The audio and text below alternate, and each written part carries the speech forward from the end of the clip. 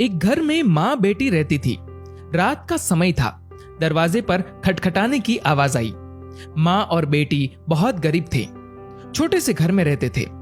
बेटी ने दरवाजा खोला तो वहां पर कोई नहीं था। नीचे देखा तो चिट्ठी पड़ी हुई थी। बेटी ने चिट्ठी खोलकर पढ़ी तो हाथ कांपने लग गए और जोर से चिल्लाई, माँ इधर आओ।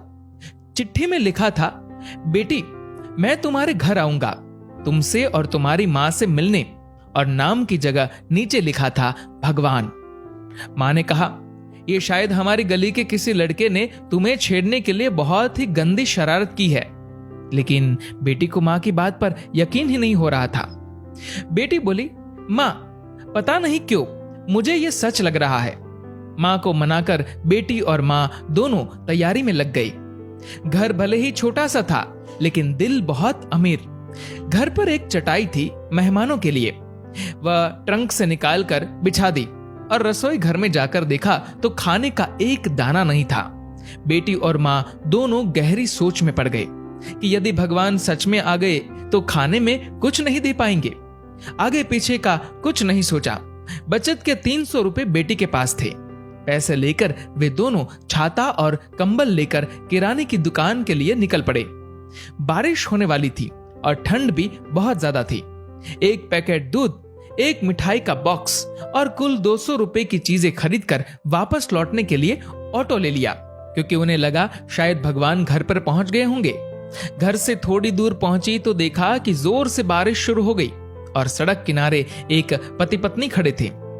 ऑटो पास से गुजरा तो लड़के ने देखा उनके हाथ में छोटा बच्चा रो रहा था। स्थिति कुछ ठीक नहीं लग रही थी। ऑटो घर के दरवाजे पर पहुंचा। माँ ऑटो से उतरी ही थी कि बेटी से रहा नहीं गया। बोली, ऑटो वाले भैया जरा ऑटो को उनके पास ले लो। पास जाकर देखा तो बच्चे को तेज बुखार था और उनके पास खाने के लिए कुछ नहीं था। एक तरफ भगवान घर पर आने वाले हैं और दूसरी तरफ ये समस्या। बेटी ने सोचा, भगवान को मना लूंगी, लेकिन यदि इन्हें ऐसे ही हाल में छोड़ दिया गया तो भगवान बिल्कुल भी माफ नहीं करेंगे। बेटी ने जो जो खरीदा था सब उनके हाथ में थमा दिया और तो और बचे हुए 50 रुपए भी दे दिए और बोली, अभी मेरे पास इतने ही है, इसलिए रख लीजिए। बारिश हो रही थी तो छाता भी दे दिया और बच्चे को ठंड ना लगे इसलिए कंबल भी दे दिया। वहां से फटाफट घर पहुंची, ये सोचकर कि भगवान आ गए होंगे। लेकिन दरवाजे पर माँ खड़ी थी। बोली, आने में इतनी देर क्यों लगा दी बेटी? और ये देख, एक और चिट्ठी आई है, पता नहीं किसकी है। बेटी ने पढ़ना शुरू किया। उसमें लिखा था, बेटी आज तुमसे मिलकर बहुत खुशी हुई। पहले से दुबली हो गई हो लेकिन आज भी उतनी ही सुंदर हो। मिठाई बहुत अच्छी थी और तुम्हारे दिए हुए कंबल से बहुत आराम मिला। छाता देने के लिए धन्यवाद। बेटी अगली बार मिलते ही लौटा दूंगा। बेटी के तो होश उड़ गए। निशब्द होकर पीछे मुड़कर सड़क किनारे देखा तो वहां कोई नहीं था। चिट्ठी में आगे लिखा था, इधर उधर मत ढूंढो मुझे, मैं तो कण कण में हूं। जहां पवित्र हो सोच, मैं हर उस मन में हूं। यदि दिखे कोई जरूरतमंद तो मैं उस हर जन में हूं। बेटी जोर से रो पड़ी और मां को सब बताया। दोनों बहुत भावुक हो गए और पूरी रात सो नहीं पाए।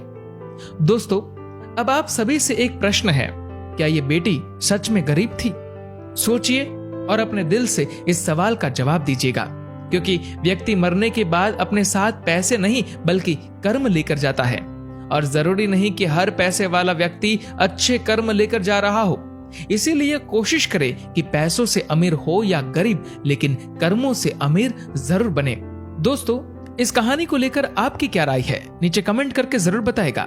और अगर आपको ये वीडियो अच्छा लगा हो तो इस वीडियो को लाइक करेगा और शेयर करेगा। और ऐसे ही और भी इंस्पिरेशनल वीडियोस के लिए सब्सक्राइब करें हमारे यूट्यूब चैनल को और फेसबुक पर फॉलो करें हमारे पेज को। धन्यवाद।